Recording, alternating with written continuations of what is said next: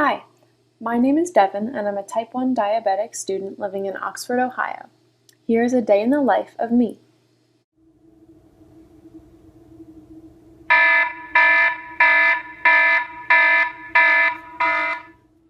The first thing that I do every morning is check my blood sugar. As a diabetic, my body doesn't make the hormone insulin, which regulates the blood sugar and converts food into energy. This morning my blood sugar is high. My reading should be between 70 and 120, but this morning I'm at 200. I'm used to waking up with high blood sugar, so I'm not worried. I'm going to give myself some insulin through my pump to hopefully bring it back down.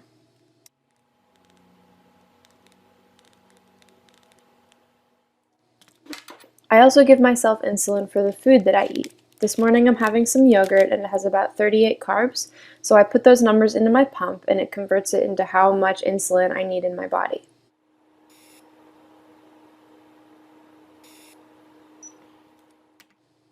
I work at the cafe in the library. I have a 3-hour shift this morning.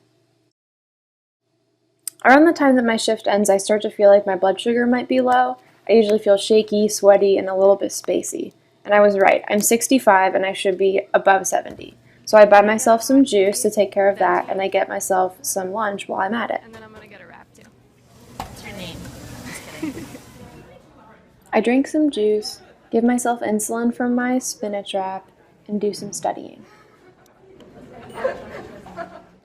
When I get home, I check my blood sugar, and then I realize that my pump only has 7 units of insulin left. So I'm gonna have to refill it and change my infusion site.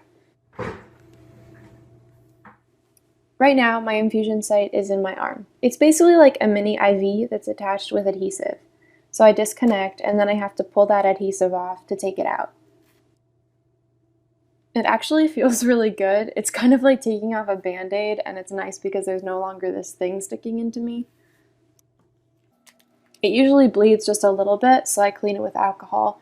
I've also heard that lavender oil is really good for the skin, so I usually put that on my scars as well. Refilling my pump and putting a new infusion site in is kind of complicated, and it took me a while to learn it. I was diagnosed with diabetes the summer after my sophomore year of high school, and I did individual shots every few hours for about the first year, and then I decided that I wanted to use a pump. I'm really thankful for all the scientific advances that have taken place that allow me to take care of my condition in such an efficient way. I really like the pump because it's fast and easy and I don't have to give myself a shot every time I eat. Sometimes people ask me what it is because I usually have it on the back of my waistband, and that can get a little bit annoying, but it's not something that I'm ashamed of, so it doesn't bother me too much.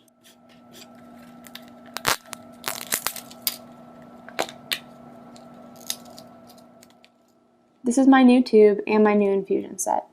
This pink contraption helps me to get it into my skin. I pull that part back and then I push the two sides so it releases and shoots into my skin.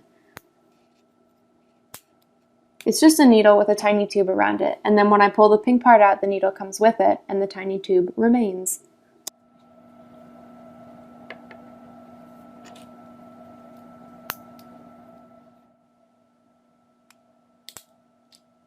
That part usually hurts, and this one actually hurts so bad that I took it out after I filmed this, but I only have to do this about every other day, and sometimes I can go 2 days between if I'm lucky.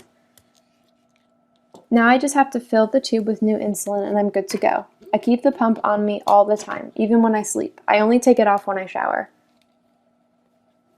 Tonight I'm having dinner at the dining hall with my boyfriend and his roommate.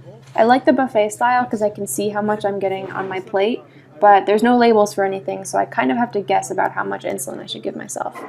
I do get to eat a piece of cake though. One thing I don't like about being diabetic is that people think that I can't eat certain foods and that I can't have sugar. I can eat anything I want. I just have to give myself the right amount of insulin to account for it.